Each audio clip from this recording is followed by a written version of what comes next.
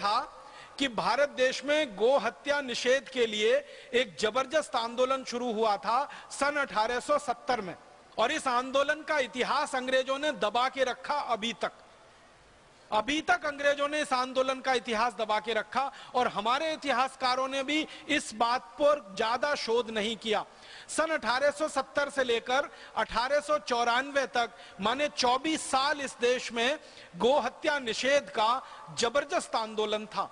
और अंग्रेजों की खुफिया विभाग की एक रिपोर्ट के अनुसार मैं आपसे कहना चाहता हूं, अंग्रेजों के खुफिया अधिकारी का यह कहना था कि 1857 का आंदोलन जितना बड़ा था उससे कई गुना बड़ा यह गो हत्या निषेध का आंदोलन था, जो 1870 में शुरू हुआ और 1894 तक चला। बहुत गौरव से मुझे यह कहना है कि इस आंदोलन की शुरुआत आर्य समाज के लोगों ने की थी, आर्य समाज के कार्यकर्ताओं ने की थी। आप जानते हैं, परम पूजनीय महर्षि दयानंद की शिक्षाओं से प्रेरित और प्रभावित होकर बहुत सारे युवक आजादी के आंदोलन में कूदे थे। परम पूजनीय महर्षि दयानंद से ही प्रभावित होकर बहुत सारे युवक गोरक्षा आंदोलन में और गो हत्या निषेध के आंदोलन में 1870 में कूदे थे। आर्य समाज की स्थापना तो 1875 में हुई, लेकिन आर्य समाज की नींव परम पूजनीय स्वामी दयानंद के कार्यों से पहले ही पड़ चुकी थी। तो 1870 में यह आंदोलन शुरू हुआ। आज जिस स्थान पर हरियाणा है, पहले यह पंजाब हुआ करता था, हरियाणा आजादी के बाद बना है। इस इलाके से यह आंदोलन शुरू हुआ, और अंग्रेजों की खुफिया रिपोर्ट बताती है कि सबसे पहले यह आंदोलन जींद से शुरू हुआ था। जींद एक बड़ी रियासत हुआ करती थी उस जमाने में, वहां से गोरक्षा आंदोलन 1870 में शुरू हुआ। गोरक्षा सभा बनाई गई थी जींद में, उसमें कार्यकर्ताओं ने संकल्प लिया था कि गाय को कटने नहीं देंगे, और जो अंग्रेज गाय काटेगा उस अंग्रेज को हम काटेंगे। ऐसे करके आंदोलन फैला। जींद एक छोटे से स्थान से शुरू हुआ आंदोलन धीरे धीरे संपूर्ण भारत में फैल गया। 1894 तक आते आते 1 करोड़ से ज्यादा कार्यकर्ता इस गोरक्षा आंदोलन में शामिल हो गए। 1 करोड़ से ज्यादा कार्यकर्ता पूरे देश में। और इन कार्यकर्ताओं ने जगह जगह कत्ल खाने बंद कराना शुरू कर दिया। और ये कत्ल खाने बंद कराने का काम कैसे किया करते थे?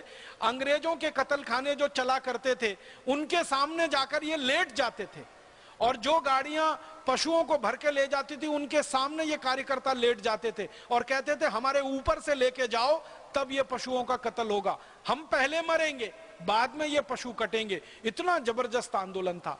परिणाम ये होने लगा कि जगह जगह अंग्रेजों को कत्ल करने के लिए जानवर मिलना बंद हो गए। इन 1 करोड़ से ज्यादा कार्यकर्ताओं ने गांव-गांव के किसानों को समझाना शुरू किया कि अंग्रेज तो गाय काटते हैं, हम तो गाय पालते हैं, हम गाय बेचेंगे नहीं अंग्रेजों को, गाय देंगे नहीं अंग्रेजों को, तो अंग्रेज काटेंगे कैसे? इस तरह से यह आंदोलन बढ़ा। अंग्रेजों की हालत खराब हो गई। जब जगह जगह कत्ल खानों को गाय मिलना बंद हो गई तो गाय का मांस खाना अंग्रेजों को तो बहुत आवश्यक था। बिना गाय का मांस खाए वो एक दिन भी रह नहीं सकते थे।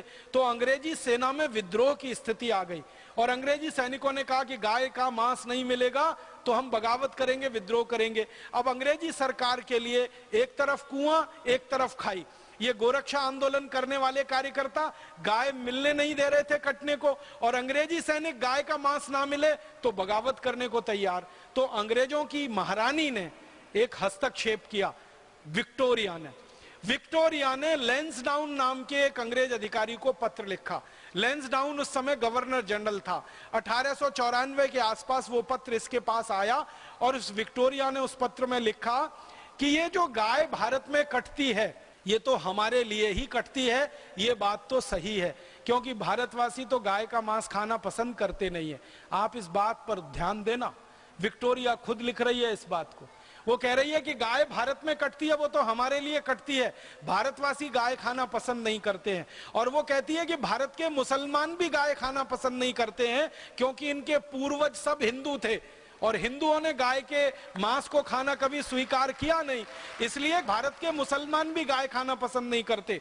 उस पत्र में एक एनेक्शर लगा हुआ है जिसमें एक वाक्य है। विक्टोरिया लैंसडाउन को लिख रही है कि मुझे जानकारी मिली है कि कभी किसी मुस्लिम भाई के घर में गलती से गाय का मांस आ गया और जिस बर्तन में वो रख गया और उस मुस्लिम भाई को पता चल गया कि ये गाय का मांस था, तो वो मुस्लिम परिवार उस बर्तन को हमेशा के लिए घर के बाहर फेंक देता है। वो मानते हैं कि ये गलती हुई है, ये भूल हुई है। तो विक्टोरिया लिख रही है पत्र में कि ना तो भारत के मुसलमान गाय का मांस खा रहे हैं, ना हिंदू खा सकते हैं। गाय कट रही है तो अंग्रेजों के लिए कट रही है। अब गोरक्षा आंदोलन जो चल पड़ा है पूरे भारत में, हमको गाय मिलना बंद हो गई है, हमारे कत्ल खाने बंद हो रहे हैं, तो इसका अब एक ही उपाय है।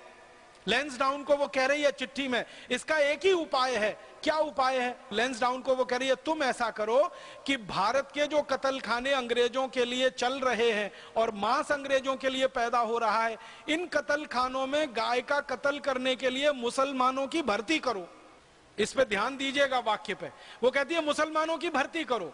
इसका माने गाय काटने का काम मुसलमान नहीं, उन कत्ल खानों में अंग्रेज ही करते रहे होंगे।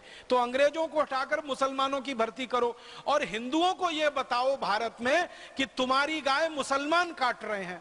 तो ये हिंदू और मुसलमान जो मिलकर गोरक्षा के आंदोलन में लड़ रहे हैं, ये आपस में लड़ने लगेंगे और हमारा रास्ता खुल जाएगा और हमारी नीति डिवाइड एंड रूल, बांटो और राज करो, फूट डालो और राज करो, सफल हो जाएगी। और हमारी सेना में भी बगावत नहीं होगी और हमारे सेना के लोगों को मांस भी मिलता रहेगा, कत्ल खाने भी चलते रहेंगे। ये पत्र लिखा उसने लैंसडाउन को। लैंसडाउन ने पत्र पढ़ा, उसने फिर मीटिंग बुलाई। मीटिंग बुला के उसने आदेश दिया कि जितने सरकारी कत्ल खाने हैं उनमें मुसलमानों की भर्ती की जाए। तो मुसलमानों में से कोई तैयार ही नहीं हुआ भर्ती के लिए, कोई आया ही नहीं। तो उन्होंने कहा कि ढूंढो, कोई तो मुसलमानों में जाति समूह होगा जिसको हम इस काम में लगा सकें। तो कुरैशी जाति समूह के मुसलमानों को प्रताड़ित करके, अत्याचार करके, मार पीट के अंग्रेजों ने गाय के कत्ल के काम में लगाया और उनको इतना प्रताड़ित करते थे कि गाय काटो, गाय काटो। फिर होता क्या था कि ये गाय काटते थे कुरैशी समाज के लोग अंग्रेजों के दबाव में आकर। फिर अंग्रेज इसको पूरे देश में प्रचारित करते थे हिंदुओं के बीच में कि देखो तुम्हारी गाय तो मुसलमान काट रहे हैं। तो 1870 से 1894 तक जो आंदोलन चला गोरक्षा का, जिसमें हिंदू मुसलमान दोनों साथ मिलकर गाय को बचाने के लिए लड़ रहे थे। आपको सुनकर ताज्जुब होगा, जींद की जो गोरक्षा समिति 1870 में बनी, उसमें 11 हिंदू थे और 7 मुसलमान थे। 18 लोगों की समिति थी। हर जगह गोरक्षा की समिति में हिंदू मुसलमान साथ में मिलकर काम कर रहे थे।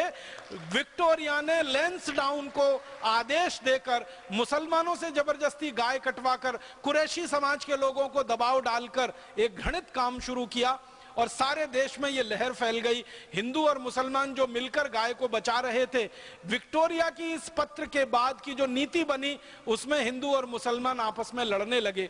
मुसलमानों के बीच में प्रचार किया गया कि कुरैशी को बहिष्कार करो क्योंकि ये गाय काट रहे हैं। हिंदुओं में प्रचार किया कि कुरैशियों को मारो पीटो क्योंकि तुम्हारी गाय काट रहे हैं, और अंग्रेज पूरे सुरक्षित हो गए। 1894 से ये नीति बनी और 1897 में इस नीति ने पूरे देश में एक विस्फोट कर दिया। और पहली बार मुझे ये दुख है कहते हुए कि हिंदू मुसलमान का पहला दंगा 1897 में अंग्रेजों ने कराया। वो इस नीति के तहत कराया ताकि ये हिंदू मुसलमान अलग अलग हो जाएं और इस देश की गाय कटती रहे और अंग्रेजों का शासन सुरक्षित रहे।